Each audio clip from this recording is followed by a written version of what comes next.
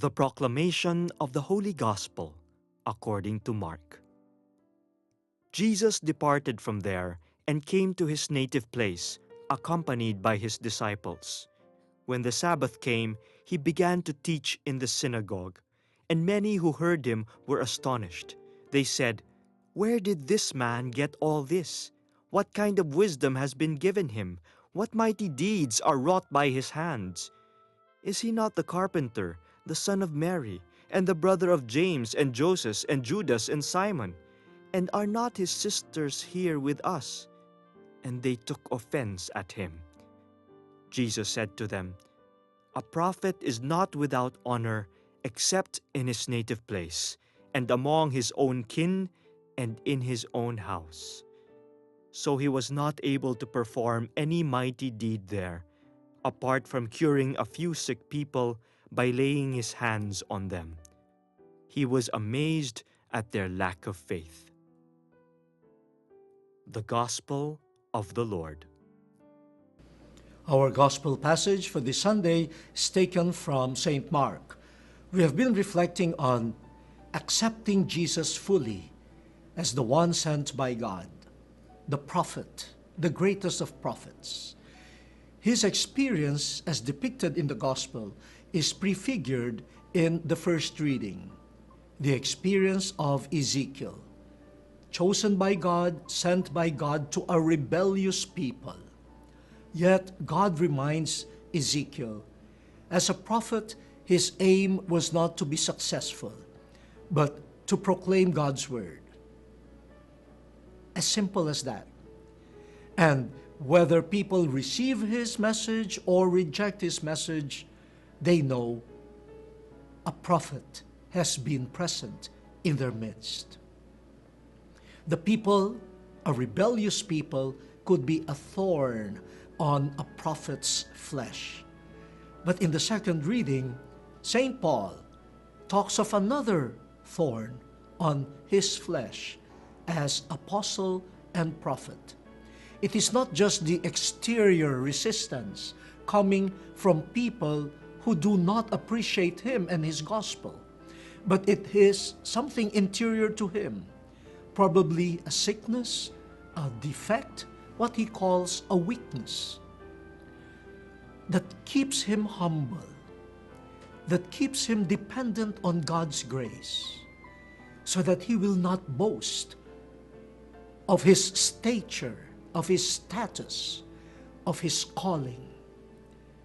A thorn from the outside and also from within to remind him the grace of God is enough for him. And in his weakness, the power of Christ shines forth. The gospel brings us to Jesus. He returns to his part of the country, Nazareth, the place where his mother Mary was an ordinary citizen, the place where his family settled later on. Going back home, the place that was familiar to him, the community that knew him. Since it was the Sabbath, he went to the synagogue and he preached. And people listened to him with amazement. They were really beholden, bewildered by this, prophet. And look at the way they asked questions regarding Jesus and his message. The first question or type of question was, where did he get all this? Where did he get all of this talent? Where did he get all this wisdom? Wow! Where did he get this power to do miraculous deeds? So, they recognize something extraordinary in Jesus. They were not blind to it.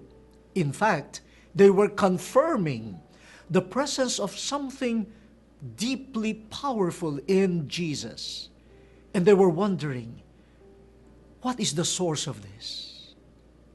Probably they were too unsure, too shy to say, it must be God. But they could not deny the fact that something special was present in this Jesus. Then, the next set of questions. Is he not the carpenter? Is he not the son of Mary? Don't we know his brothers and sisters, meaning his relatives? In other words, is he not just one of us?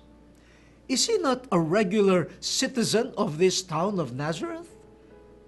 Now, that type of questioning, coupled with the first set of questions, led to this conclusion in the gospel. They found him too much for them. What a sad conclusion. They could not reconcile the fact that God's wisdom, God's power could come to them through a simple citizen of their town, through the son of a simple woman named Mary. They could not somehow reconcile the fact that the utterly other God could come to them in the form of a carpenter. They were just bewildered, and that led to questioning. A questioning that almost rejected him. He was too much for them.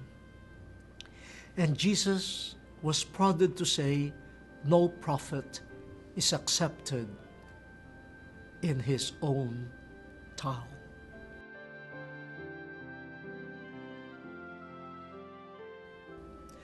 And because of the lack of faith of the people, because of the lack of acceptance of God's presence in this humble carpenter, Jesus could not do much miracle.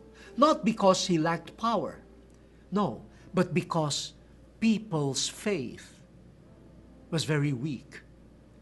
There needs to be a dialogue. The power of God and our acceptance in faith. There is no questioning. Even the people who could not accept Jesus recognized the power in him. But what made the difference was they lacked faith. They lacked full acceptance. But just like Ezekiel, even with the rejection, the story does not change. God has sent his Son in their midst. And just like the experience of St. Paul, in the weakness of the prophet, in the weakness and the humility of the Son of God, the power of God shines forth. This is the methodology of God. And we should be alert. Let us be sensitive to the presence of God in humble, simple ways, simple persons, and simple events. In the end, the question is, do we know Jesus? And are we accepting of him as one sent by God? I remember our modern day prophets. Even if they're not accepted fully and their message is ignored, we know a prophet has come. I remember almost 50 years ago, Blessed Paul VI addressed the United Nations saying, please, no more war. Not war again. But we did not listen. Up to now, war rages everywhere. St. John Paul II, before the bombing in Iraq, he was like the only voice with a lighted candle shining there on his window, saying, no more war. that nobody listened.